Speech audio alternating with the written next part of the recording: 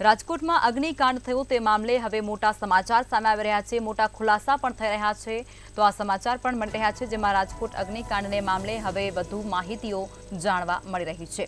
વધુ એક આરોપીને કોર્ટમાં રજૂ કરાશે, આ પ્રકારની વિગત અત્યારે સામે આવી રહી છે। તો કિરીટસિંહ જાડેજાને કોર્ટમાં રજૂ કરાશે, આ માહિતી સત્તાવાર રીતે જાણવા મળી રહી છે।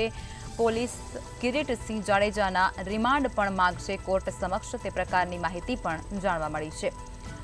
આ કેસમાં અગાઉ 4 આરોપી ઝડપાયા હતા, ત્યારબાદ હવે આજે કિરીટસિંહને પણ કોર્ટમાં રજૂ કરવામાં આવશે અને ત્યારબાદ રિમાન્ડ પણ માંગવામાં આવશે। જો કે એક આરોપીનું મૃત્યુ થઈ ચૂક્યું છે, તેની પણ જાણકારી સત્તાવાર મળી છે। વધુ એક આરોપીને કોર્ટમાં આજે રજૂ કરવામાં આવશે,